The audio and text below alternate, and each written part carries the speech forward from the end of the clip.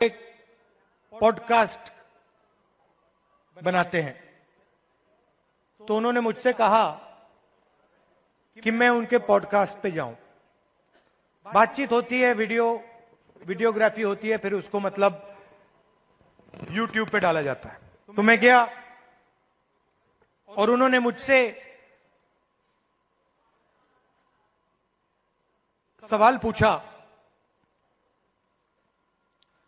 कि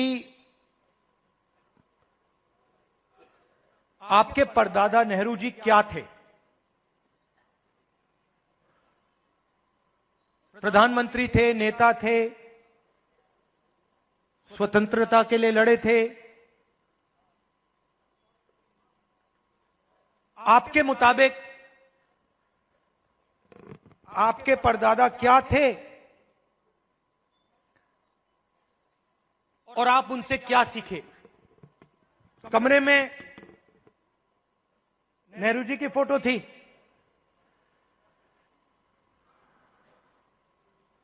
एक तरफ गांधी जी की पेंटिंग थी, और मैंने सोचना शुरू किया कि मेरे जो परदादा नेहरू जी थे वो असलियत में क्या थे। और दोनों फोटो को मैं देख रहा था और मेरे दिमाग में बात आई कि ये दोनों जो लोग थे, जवाहरलाल नेहरू और महात्मा गांधी, ये दोनों सच्चाई से मोहब्बत करते थे।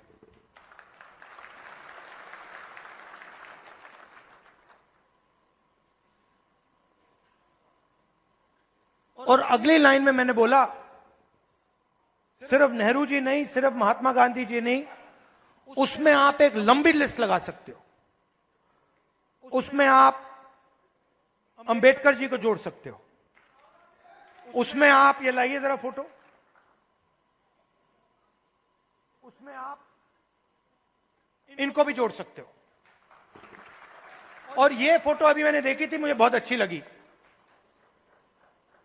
क्यों अच्छी लगी बताइए?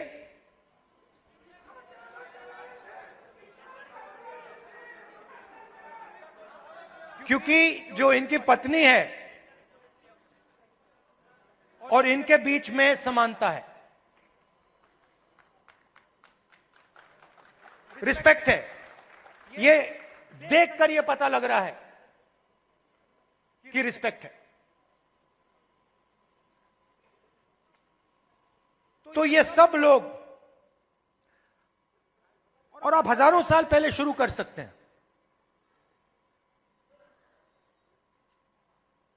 बुद्ध भगवान सच्चाई से मोहब्बत करते थे,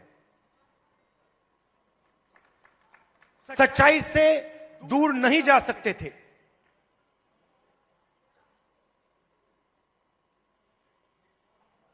गुरु नानक, कबीर, बसवना, नारायण गुरु, लिस्ट है।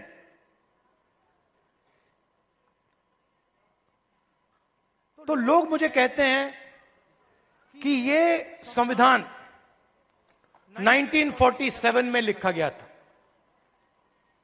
और मैं उनसे कहता हूं नहीं, ये संविधान हजारों साल पुराना है। और इस किताब के अंदर अंबेडकर जी की सोच, फूले जी की सोच, गांधी जी, नेहरू जी, गुरु नानक जी, कबीर, जिन लोगों को हिंदुस्तान मानता है और रिस्पेक्ट करता है, उनकी सोच इसके अंदर है। तो जब मैं इस किताब को, और जब आप इस किताब को ऐसे पकड़ते हो आप 70-80 साल पुरानी किताब को नहीं पकड़ रहे हो, आप हजारों साल पुरानी विचारधारा की रक्षा कर रहे हो।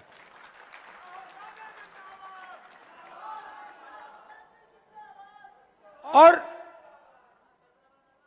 अगर हम सच्चाई की बात करें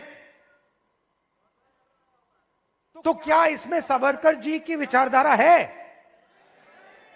हो ही नहीं सकती, क्योंकि वो सच्चाई का सामना नहीं कर पाए। अब ये बात किसी को अच्छी लगे ना लगे,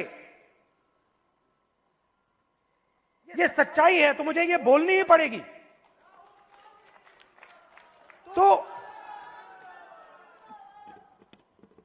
कॉन्स्टिट्यूशन हिंदुस्तान की सच्चाई का रक्षक है,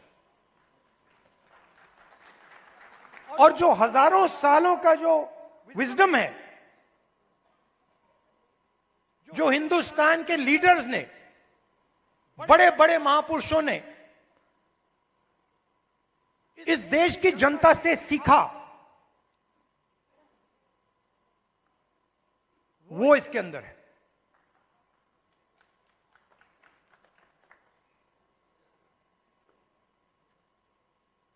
अंबेडकर जी ने दलितों की लड़ाई लड़ी, दलितों के लिए लड़ाई लड़े। सिखाया किसने? सिखाया देश के दलितों ने। जो देश के दलितों के अंदर दर्द था, उस दर्द को अंबेडकर जी समझे,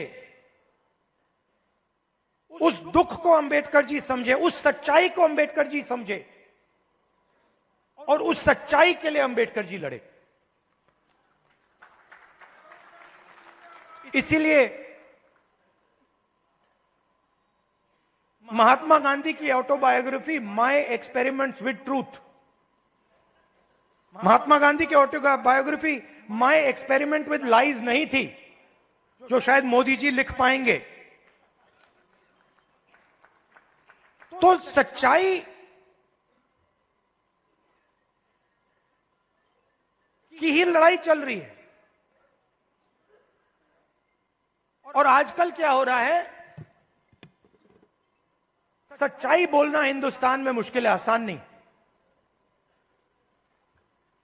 आप देख लीजिए, हमारी पॉलिटिक्स को देख लीजिए, पॉलिटिक्स को देख लीजिए, बड़े बड़े नेताओं को देख लीजिए,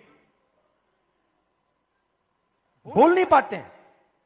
पूरा देश जानता है कि सच्चाई ये है, और बड़े से बड़े नेता चुप हो जाते हैं। ये पूरे देश को दिख रहा है। मगर एग्जाम्पल क्या दिया? बुद्ध भगवान ने, अंबेडकर जी, गांधी जी, इन लोगों ने एग्जाम्पल क्या दिया? डरना नहीं है, जो सच्चाई है वो देश के सामने रखनी है। और यही आप लोग कर रहे हो, यही आप लोग कर रहे हो। आप लोग डरते नहीं हो, आप लोगों को दबाया नहीं जा सकता है। आपके अंदर, खून के अंदर फूले जी, अंबेडकर जी, गांधी जी, ये सब आपके खून के अंदर हैं, और इनकी विचारधारा आपके खून के अंदर है, मेरे खून के अंदर है, और इसको कोई नहीं मिटाने जा रहा है, कोई मिटा ही नहीं सकता। मैं आपको आज 2-3 चीजें कहना चाहता हूं, मगर मेरी माइंड में एक सवाल है। तो सबसे पहले मैं आपसे सवाल पूछना चाहता हूं, देखना चाहता हूं, आप में से, आपने देखा होगा अमेरिका के राष्ट्रपति ने स्टॉक मार्केट की धज्जियां उड़ा दी हैं, देखा होगा, देखा ना? अच्छा, आप मुझे बताइए, आप में से, इस भीड़ में से कितने लोग स्टॉक मार्केट में पैसा डालते हैं? हाथ उठा के दिखाइए। अब ये देखिए, घूम के देखिए, यहां पे 1% से कम लोग स्टॉक मार्केट में पैसा डालते हैं, 1% से कम। अगर यहां 100 लोग हैं तो एक हाथ उठ रहा है। तो ये स्टॉक मार्केट आपका औजार नहीं है। इसमें अनलिमिटेड पैसे बने, मगर इसका फायदा आपको नहीं मिला।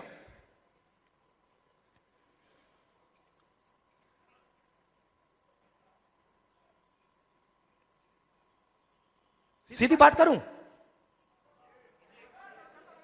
सीधा बोलूं, ठोक के, हमारे यहां पे केपी सिंह जी हैं। कहां है केपी सिंह जी? आइए आइए। केपी सिंह जी, अब गलत मत मानना जो मैं कहने जा रहा हूं। देखिए, केपी सिंह जी ने कहा, बैठिए बैठिए, आइए। केपी सिंह जी ने कहा कि मैं ऑर्थोपीडिक सर्जन हूं। कहा ना आपने? कहा। कुछ दिन पहले पार्लियामेंट हाउस में डेलीगेशन आया, वहां पे ऐसे ही एक व्यक्ति ने मुझे कहा, मैं आईआईटी का प्रोफेसर हूं। और मैंने उससे यही कहा कि देखिए,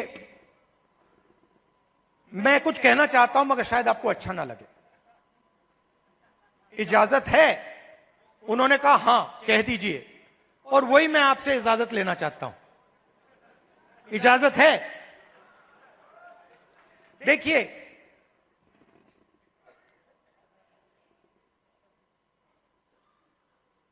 आप में ऑर्थोपीडिक सर्जन की स्किल है,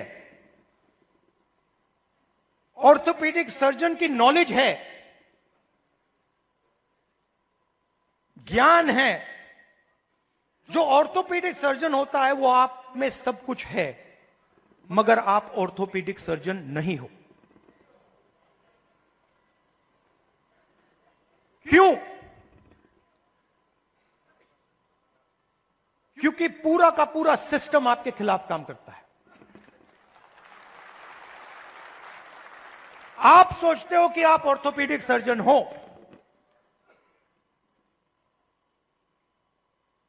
मगर आप अस्पताल को कभी नहीं चला पाओगे। आपको चलाने नहीं दिया जाएगा, कभी नहीं चलाने दिया जाएगा।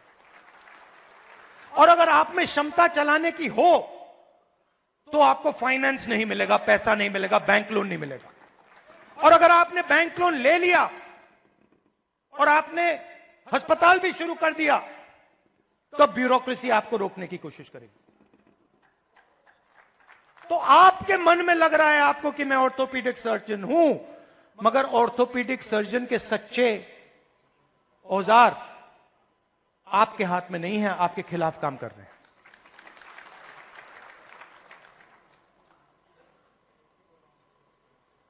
डेलीगेशन में दलित प्रोफेसर ने मुझे कहा कि मैं आईआईटी प्रोफेसर हूं। मैंने उनसे कहा नहीं भैया, आईआईटी प्रोफेसर की पूरी क्वालिफिकेशन आप में है, मगर सिस्टम आपको सच्चा आईआईटी प्रोफेसर नहीं बनने देगा।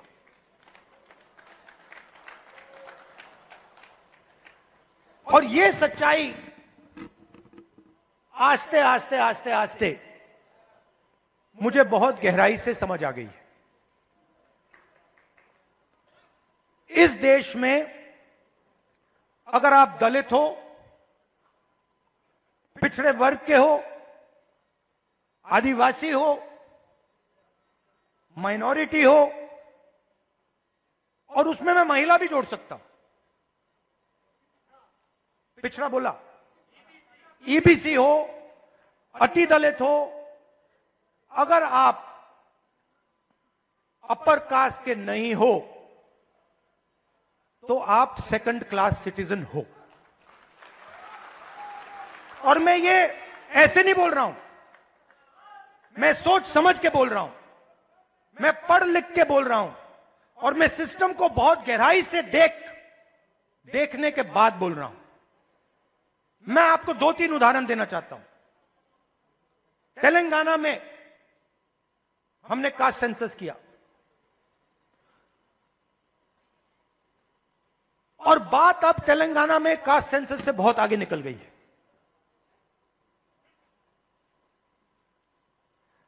तेलंगाना में हम आपको ऐसा इंफॉर्मेशन दे सकते हैं, सामाजिक इंफॉर्मेशन, कि आप अपने सपने में भी नहीं देख पाओगे। वो कैपेबिलिटी अब तेलंगाना की सरकार के हाथ में है। मैं आपको आज स्टेज से बता सकता हूं कि अगर आप तेलंगाना में देखें और उन लोगों की लिस्ट निकालें जिन्होंने बैंक लोन लिया है, सरकारी बैंक लोन, सरकारी बैंक से लोन या प्राइवेट बैंक से लोन, उस लिस्ट में आपको ना एक ओबीसी मिलेगा, ना एक ईबीसी मिलेगा, ना एक दलित मिलेगा, ना एक आदिवासी मिलेगा। तेलंगाना की सबसे बड़ी कंपनियों की आप लिस्ट निकालिए, उनके मालिकों की लिस्ट निकालिए, उनकी सीईओज की लिस्ट निकालिए। यह सब हम तेलंगाना में अब कर सकते हैं। उनकी मैनेजमेंट टीम की लिस्ट निकालिए, आप हैरान हो जाओगे। मैनेजमेंट में, सीईओ की लिस्ट में, मालिकों की लिस्ट में आपको ईबीसी, ओबीसी, दलित, अति दलित, आदिवासी कहीं नहीं मिलेंगे, है ही नहीं। मैं आपसे नहीं कह रहा हूं कि 5% हैं, मैं आपसे नहीं कह रहा हूं कि 5% हैं, जीरो है ही नहीं। और आप दूसरे तरफ मजदूरों की लिस्ट निकालो, जो 21वीं सदी के नए मजदूर बने, गिग वर्कर्स, जो उबर चलाते हैं, जो 21वीं सदी की मजदूरी करते हैं, उनकी लिस्ट निकालो। 90% से ज्यादा, 95% दलित, पिछड़ा वर्ग, ईबीसी, आदिवासी, डोमेस्टिक सर्वेंट्स की लिस्ट निकालो। दलित, ओबीसी, ईबीसी, आदिवासी, अति दलित।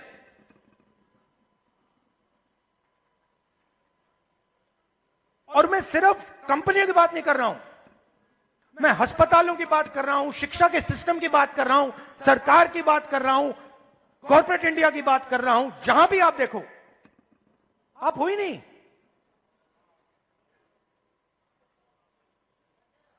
और तेलंगाना में अब वो पूरा का पूरा डेटा हमारे हाथ में है, जो नरेंद्र मोदी जी आपके हाथ नहीं डालना चाहता है। इसीलिए आपने देखा कि जैसे ही हमें वो डेटा दिखा, हमने रिजर्वेशन को बढ़ा दिया।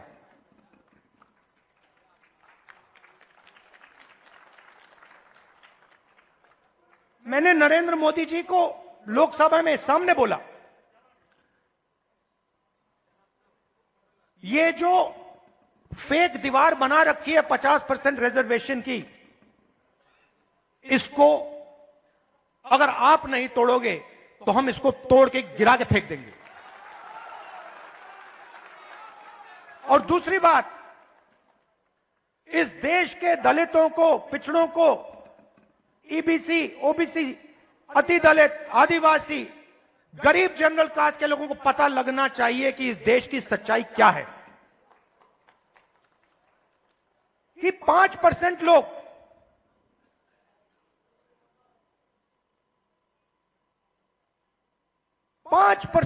इस पूरे के पूरे देश को चला रहे हैं।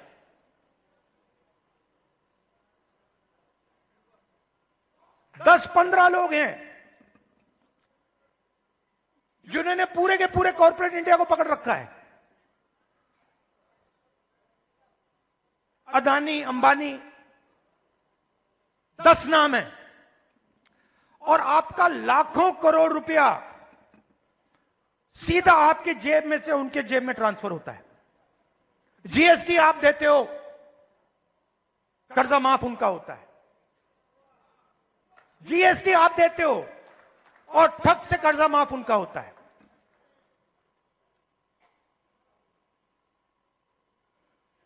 आप स्कूटर में पेट्रोल भरते हो, पैसा उनके जेब में जाता है। आप अपने बच्चों को कॉलेज, यूनिवर्सिटी भेजते हो, पैसा उनके जेब में जाता है। आप बीमार होते हो, पैसा उनके जेब में जाता है। तो आप सबको घेर के रखा हुआ है, इसलिए आपसे सांस नहीं ली जा रही है।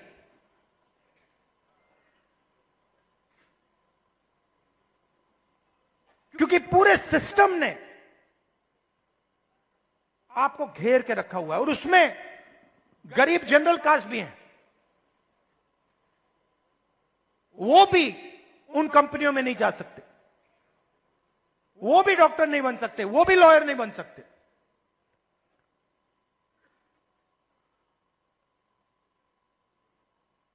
मैं छोटा सा उदाहरण देता हूं आपको। सुल्तानपुर में मैं गया, वहां पे चेतराम मोची जी हैं। पता नहीं आपने वीडियो देखा नहीं देखा? देखा था? तो मेरी दोस्ती हो गई उनसे। मैंने गाड़ी रोक दी, मैं वहां जाके बैठ गया। मैं आपको बताना चाह रहा हूं कैसे फंसाया गया है, किस प्रकार से फंसा के रखा हुआ है। मैं गया, 40 मिनट में उनके साथ बैठा। मैंने देखा कि हुनर की कोई कमी नहीं है। उनसे आप कोई भी उनको आप कोई भी जूता दे दो और कहो भैया इसको बना दो,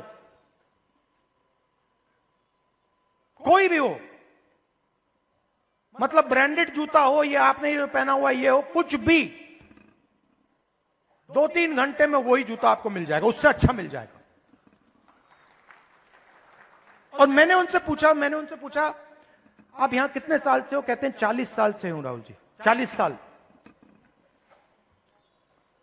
फिर मुझे देख के कहते हैं राहुल जी ये मेरा बेटा है, अब ये यहां मेरे साथ काम नहीं करना चाहता। तो मैंने कहा क्यों? और फिर सिर नीचे करके कहते हैं कि राहुल जी 40 साल में मुझे किसी ने इज्जत नहीं दी। एक ही आदमी ने, मेरे पिता ने मुझे रिस्पेक्ट और इज्जत दी थी। मैं यहां आता हूं, सुबह आता हूं, दिन भर काम करता हूं, घर चला जाता हूं।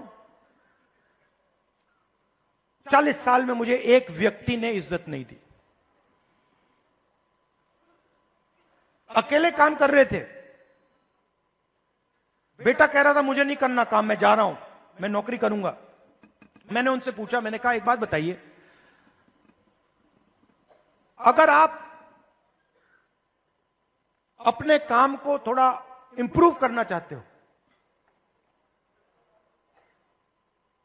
तो आप क्या कदम लोगे? एकदम उन्होंने मुझे बोला कि देखिए राहुल जी, मैंने एक मशीन है, मैंने उसकी फोटो देखी थी, अगर वो मशीन मुझे मिल जाए तो मेरा काम डबल हो जाएगा ऐसे ही। तो हमने क्या किया, बहुत महंगी मशीन नहीं थी, हमने किसी राजनेता से वो मशीन डोनेट करा दी और उनको हमने मशीन दे दी। नहीं अभी ताली मत बजाइए, अभी ठहर जाइए, ताली बजाने की बात अभी आ रही है। 3 महीने बाद मुझे फोन आता है,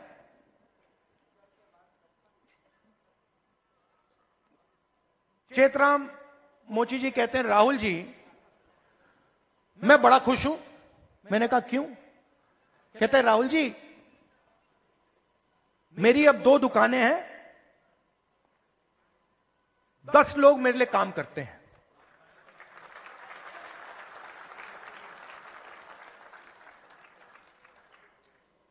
दस लोग मेरे लिए काम करते हैं, मेरी 2 दुकानें हो गई हैं। मुझे लग रहा है इस मशीन से कि मैं 4-5 दुकानें खोल पाऊंगा। अब चेतराम मोची ने मुझे एक और बात बोली। जब मैं उनके साथ बैठा था, मुझे बोला, राहुल जी,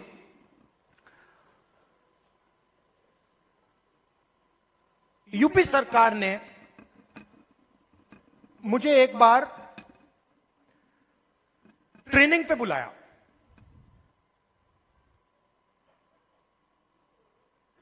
उनकी योजना थी, ट्रेनिंग पे बुलाया। तो मैंने उनसे कहा क्या सीखे? कहते राहुल जी मैं वहां गया, ट्रेनर से ज्यादा तो मुझे मालूम था। वो ट्रेनर को, मतलब वो तो ट्रेनर मोची नहीं था, उसको तो कुछ मालूम ही नहीं था। मैंने कुछ टाइम उसको समझाने की कोशिश की, मगर फिर वो समझा नहीं तो वापस आ गया। अब आप देखिए, हुनर किसके हाथ में है? चेतराम जी के हाथ में। ट्रेनिंग कौन दे रहा है?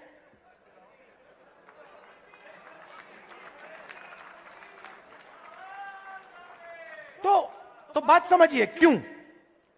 क्योंकि ट्रेनिंग का नेटवर्क कंट्रोल में है। मशीन क्यों नहीं मिल रही? बैंक का सिस्टम कंट्रोल में है।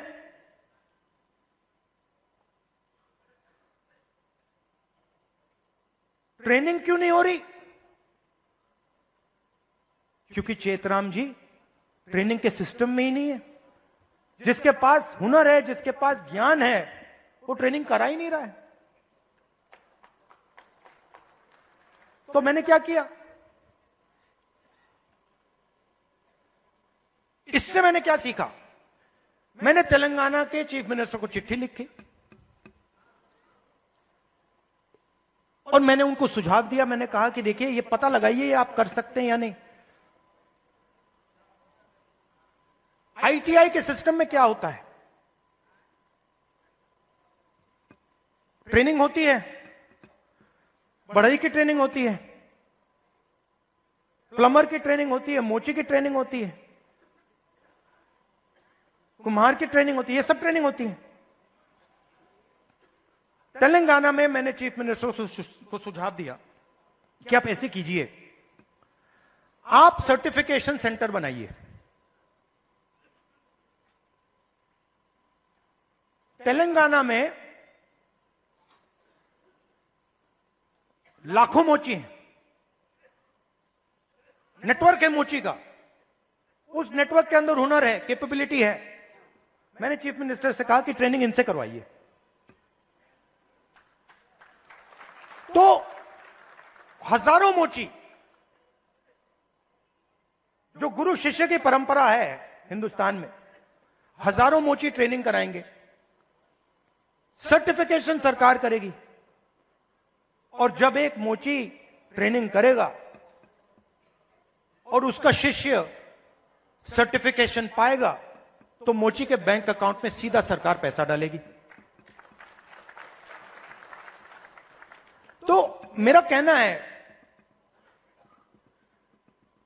सवाल पूछता हूं आपसे, बढ़इयों के लिए हिंदुस्तान में बैंक क्यों नहीं है? मोचियों के लिए हिंदुस्तान में बैंक क्यों नहीं है? बढ़इयों का अपना ट्रेनिंग सेंटर क्यों नहीं है? हुनर तो उनके पास है। तो जाति जनगणना जो हमने तेलंगाना में किया है, वो विकास के सिस्टम को ही बदलने जा रहा है।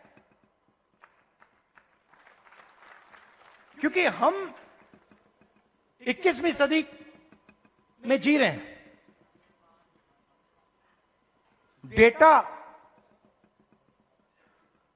डेटा की सदी है, सब लोग डेटा की बात करते हैं।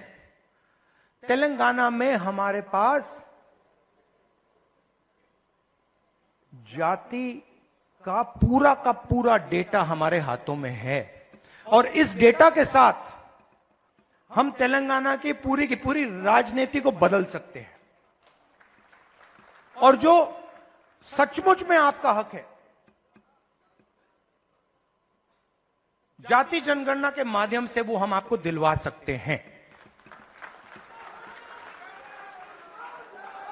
और सीधी सी बात है, बहुत सारे लोग कहते हैं कि भैया देखो जाति जनगणना नहीं होना चाहिए। मोहन भगवत जी कहते हैं जाति जनगणना नहीं होना चाहिए।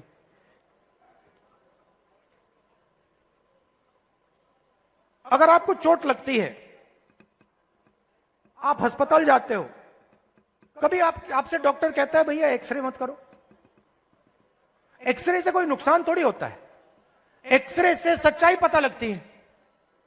वही हम कर रहे हैं, एक प्रकार से हम सामाजिक एक्सरे कर रहे हैं कि भैया सच्चाई क्या है, किसके पास कितना धन है, कौन कहां बैठा है, ब्यूरोक्रेसी में कितने लोग हैं, गरीब लोग कितने घुस पा रहे हैं,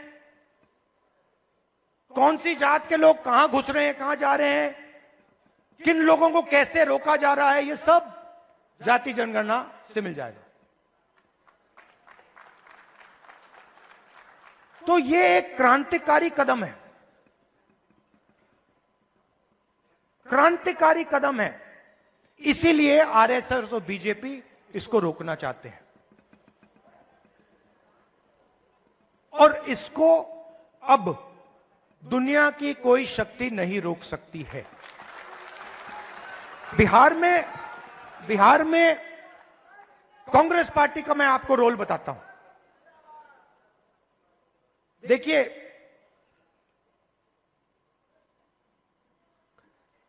कांग्रेस पार्टी की जिम्मेदारी, गठबंधन की जिम्मेदारी, जो गरीब लोग हैं,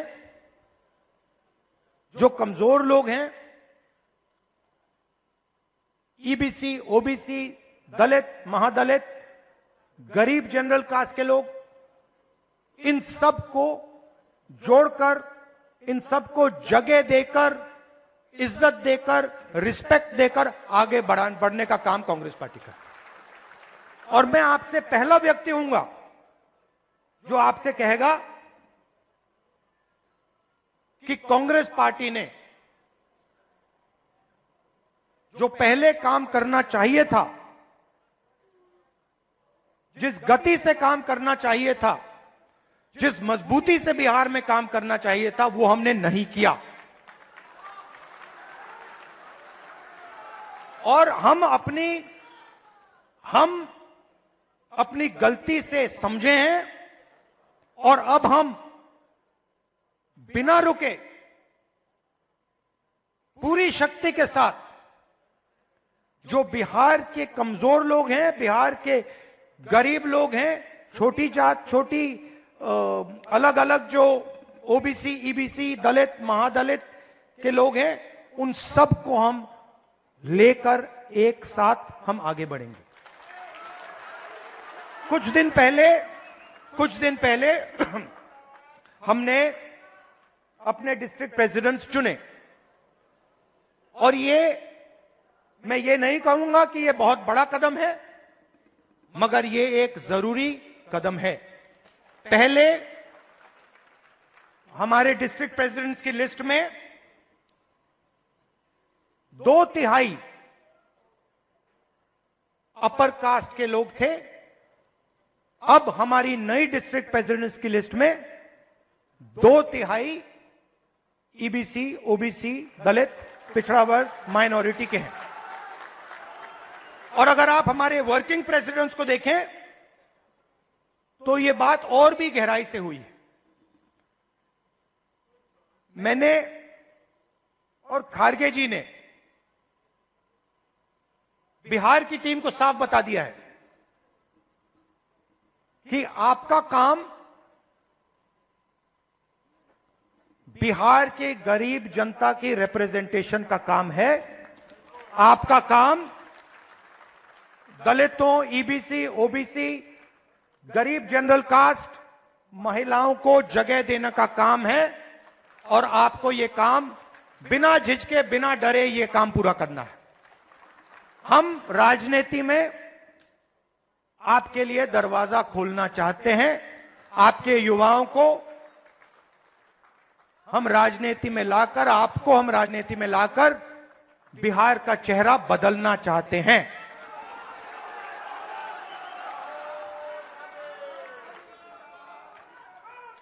जो बिहार में हुआ है,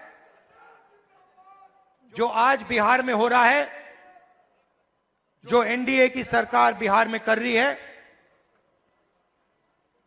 चुने हुए अरबपतियों की राजनीति चल रही है, अदानी अंबानी की राजनीति चल रही है, उससे हम लड़ रहे हैं और उसको हम हराने जा रहे हैं। और हम जानते हैं कि इस देश को बिहार की जनता डायरेक्शन देती है। जब भी राजनीतिक बदलाव आता है, अंग्रेजों के खिलाफ राजनीतिक बदलाव आया, बिहार की जनता ने यह बदलाव लाने का काम किया था। और हम समझते हैं कि बिहार की जनता फिर से यह काम करना चाह रही है और यह काम करेगी। और हम आपके साथ मिलकर, शामिल होकर यह काम करना चाहते हैं। सबसे जरूरी लक्ष्य कॉन्स्टिट्यूशन की रक्षा करना है। हमारी जो पुरानी विचारधारा है,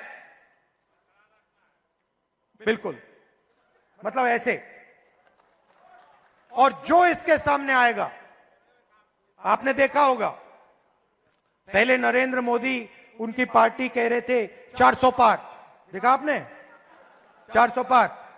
उसके बाद कांग्रेस पार्टी, इंडिया गठबंधन सामने खड़ा हुआ और फिर मोदी जी जब पार्लियामेंट आई, यूं किए कि मैं बदलूंगा नहीं इसको।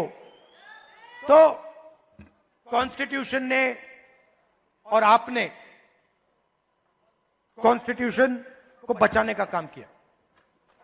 इसके लिए मैं आपको दिल से धन्यवाद करता हूं। और जहां भी देखिए, और जहां भी मेरी जरूरत होगी, बिहार के कोने कोने में, हिंदुस्तान के कोने कोने में आप मुझे बुलाओ, मैं हाजिर हो जाऊंगा। आपकी लड़ाई मेरी लड़ाई है। अगर आप ये वीडियो YouTube पर देख रहे हैं तो हमारे चैनल को सब्सक्राइब करें और बेल आइकन को दबाना ना भूलें। अगर आप Facebook पर ये वीडियो देख रहे हैं तो हमारे पेज को लाइक करें।